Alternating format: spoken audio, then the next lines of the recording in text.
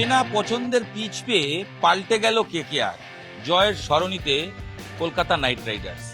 KKR ইতিমধ্যেই 4 match খেলে 2টো জয়, শেষ ম্যাচে একতরফাভাবে হায়দ্রাবাদকে হারিয়ে দিয়েছে।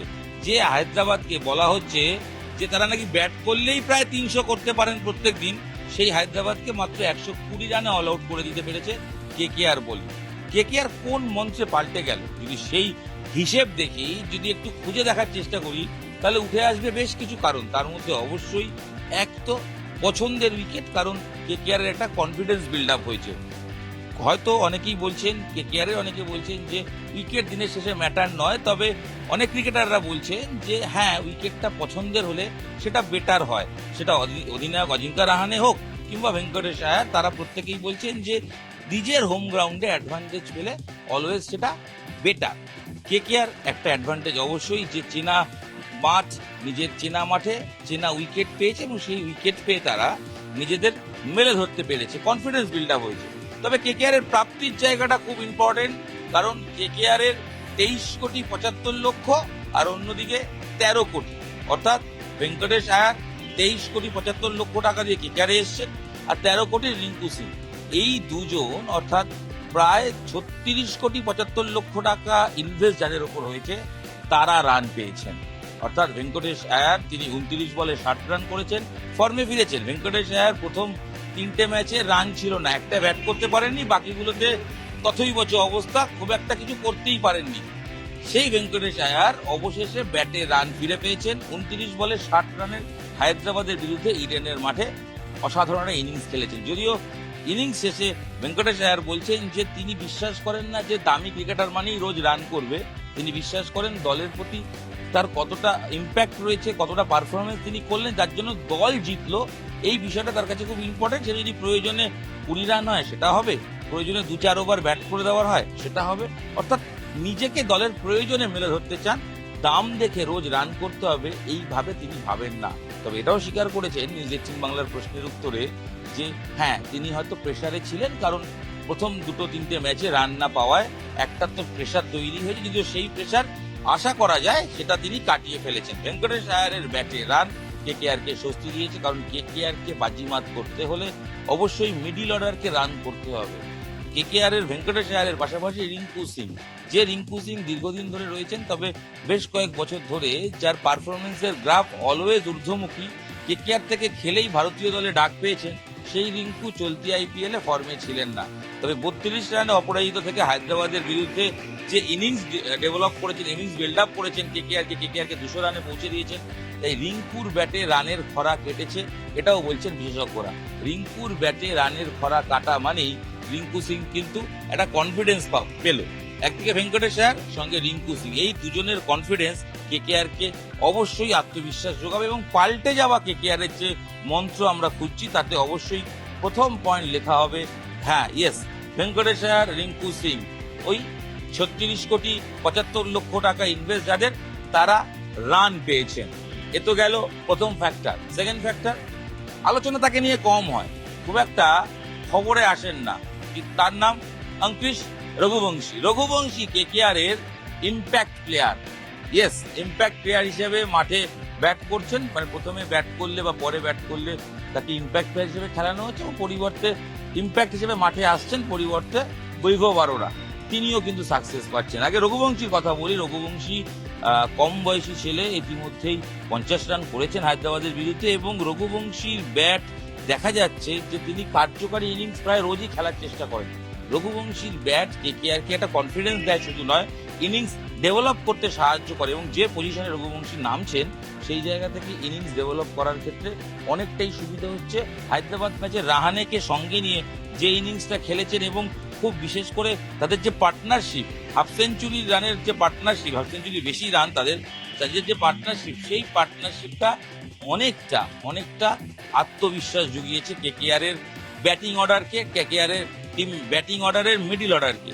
হায়দ্রাবাদ ম্যাচ দেখুন, কেকেআর এর খামতির জায়গায় একটাই, ওপেনিং জুটি ফ্লপ করা নারিন ডিকক, তারা রান পাননি। যদিও এই জুটি 15 রানের মধ্যে আউট হয়ে গেলেও হাল ধরেছেন অধিনায়ক রাহানের যদি খেলাটা পর্যবেক্ষণ করেন দেখবেন তিনি 38 রান করেছেন, তার মধ্যে 4টে 6 মেরেছেন। 4টে 6-এর মধ্যে যে চারটে মেরেছেন চারটেই পুল শট। রাহানে যে কি সুন্দর পুল শট মারছে এবং তার যে পুল শটের প্রতি দক্ষতা আগের মতোই রয়েছে বোঝা যায়, এবং যেভাবে তিনি ম্যানেজ করেন কখনো সামনের দিকে কখনো ব্যাকফুটে নিয়ে গিয়ে যেভাবে 6 একের পর এক পুল শট খেলেন অজিঙ্কা রাহানে, সেটা কিন্তু একটা ফ্যাক্টর। এবং রাহানের এই যে মারমুখী ইনিংস, কারণ রাহানে প্রথম 2 উইকেট পড়ে যাওয়ায় টিম ট্রাভেলে পড়ে যায়, তো সেখান থেকে রাহানে ক্যাপ্টেন বুক চিতিয়ে লড়াই এবং মারমুখী ইনিংস, এবং রঘুবংশীর সঙ্গে রাহানের জুটি ব্যাটিং অর্ডারে পরপর নামা বড় ইম্প্যাক্ট বলে ধরে নেওয়া হচ্ছে। অর্থাৎ পয়েন্ট নাম্বার 2 গেল রাহানে এবং রঘুবংশী।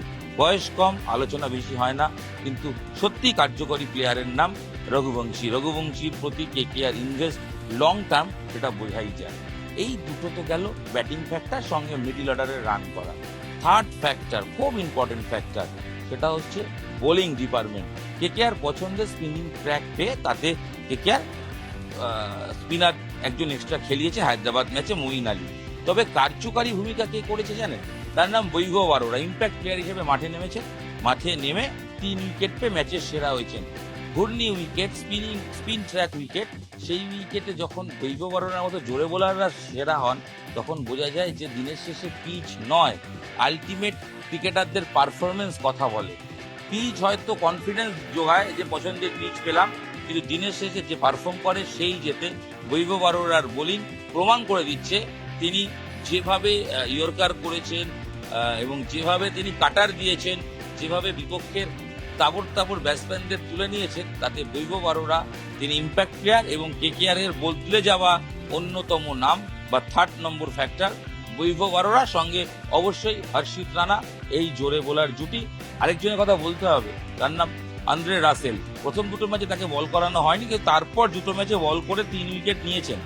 মিডল ওভারগুলোতে যখন ফিল্ডিং করছে কেকেআর, রাসেলের বলের সুইং কার্যকরী ভূমিকা গ্রহণ করে। তাই অলরাউন্ডার রাসেলকে প্রতি মুহূর্তে প্রয়োজন, এবং Russell as a bowler bat হাতে তিনি যা রান করবেন তো করবেন, বল হাতেও কিন্তু 2 থেকে 3 ওভার বা 4 ওভার করে দিলে একটা ইম্প্যাক্ট তৈরি হয়। তবে জোরে বোলাররা তারা কনফিডেন্স দিয়েছে কেকেআর টিম ম্যানেজমেন্টকে। আর অবশ্যই কেকেআর যার কথা বলতে হবে সেটা হচ্ছে নারিন বরুণ জুটি। এই স্পিন জুটি, বরুণ চক্রবর্তী হায়দ্রাবাদ ম্যাচে 3 উইকেট পেয়েছেন, নারিন 1 উইকেট। নারিন কেকেআর এর হয়ে নিজের 200তম উইকেট পেয়েছেন, এটাও একটা রেকর্ড।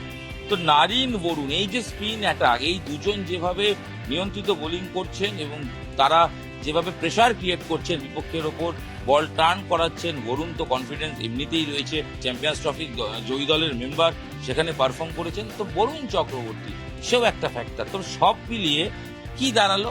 অবশ্যই আমরা শুরুতে বললাম যে ভেঙ্কটেশ আয়ার, রিঙ্কু সিং এর রান পাওয়া, নাম্বার 2 রাহানে রঘুবংশীর ক্লিক করা, মানে মিডিল অর্ডার বা ব্যাটিং অর্ডারের ক্লিক করে যাওয়া, এটা কেকেআর এর জয়ের জন্য অন্যতম কারণ।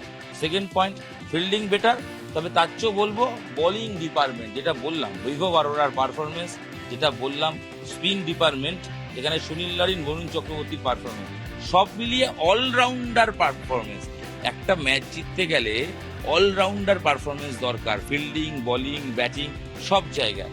কেকেআর শেষ ম্যাচে সবকটাই করেছে।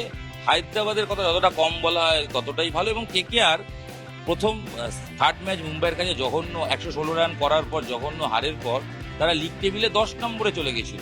বাট হায়দ্রাবাদকে 80 রানে হারিয়ে তারা নিজেদের অনেকটা নিয়ে এসে লিগ টেবিলে প্রথম 5-এর মধ্যে নিজের জায়গা করে নিয়েছে। অর্থাৎ রান রেটটা পজিটিভ করেছে, প্লাসে চলে গেছে, এটা মাইনাস হয়ে গিয়েছিল। তো কেকেআর এর ক্ষেত্রে এটাও একটা পজিটিভ দিক।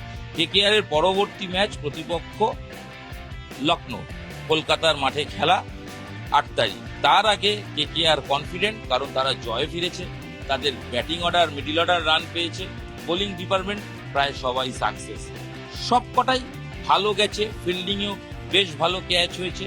চিন্তা একটাই থাকছে, একটাই চিন্তা, ওপেনিং জুটিতে সেভাবে ক্লিক না করা ডিকক এবং সুনীল নারিন বা ডিকক, তারা কিন্তু এখনো সেভাবে জুটিতে হিট বা ক্লিক করছেন না।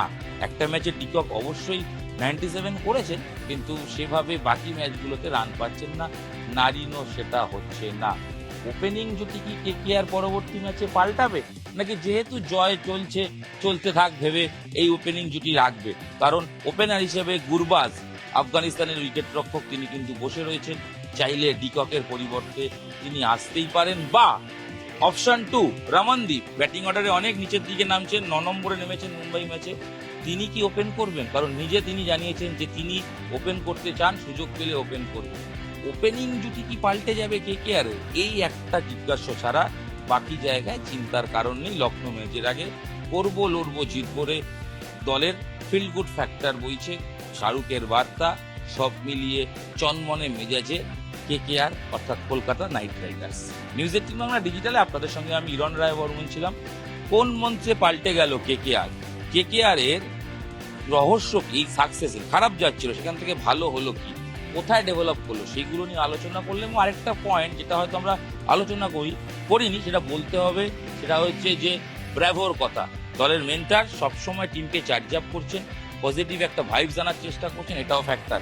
তবে একটা অন্য দুশ্চিন্তা কেকেআর থাকছে বটে, ইডেনের গ্যালারির দর্শক না ভরা। হায়দ্রাবাদ ম্যাচে মাত্র 34,000 দর্শক দেখেছেন, প্রায় 33,000-এর মতো দর্শক খেলা দেখলেন না, কেন গ্যালারি ফাঁকা থাকে। গ্যালারির এই ফাঁকা থাকাটা কেকেআর এর কিন্তু একটা দুশ্চিন্তা কারণ, যদিও খেলোয়াড়দের নয় ম্যানেজমেন্টের। কেকেআর এর ম্যাচ মাঠ ভরছে না, সাম্প্রতিক সময় দেখা যায়নি। অনেক ইতিহাস ঘেটে দেখা যাচ্ছে সৌরভকে বাদ দেওয়ার পর কলকাতার জনতা একবার ইডেনে এইভাবেই কেকেআরকে বয়কট করেছিল। তবে এটা বয়কট নয়, এবারের যে গ্যালারি ফাঁকা মনে করা হচ্ছে টিকিটের দাম এতটাই হাই, সেই কারণেই হয়তো হয়েছে। যদিও লখনৌ ম্যাচ থেকে টিকিটের দাম কমছে, তাই 1200, 1500, 1800 টিকিট যখনই মার্কেটে এসছে, অ্যাভেলেবেল হয়েছে, আশা করা যায় ইডেন ভরে উঠবে। তবে চেন্নাই ম্যাচ টিকিটের দাম বাড়বে, এখন থেকেই জানিয়ে রাখলাম। এ খবর নিয়ে খুব তাড়াতাড়ি আসবো আপনাদের সঙ্গে ভিডিও। আপাতত ভিডিও এখানেই শেষ করছি। ধন্যবাদ। নিউজ 18 বাংলা ডিজিটালে আপনাদের সঙ্গে আমি ছিলাম ইরণ রায় বর্মন। আমি মানে IPL এর, ক্রিকেটের, ফুটবলের যাবতীয় খুঁটিনাটি খবর আপনার প্রিয় হাতের মোবাইল ফোনে সহজেই পেয়ে যান। শুনে নিন, অন্যকে শুনতে সাহায্য করুন। ধন্যবাদ।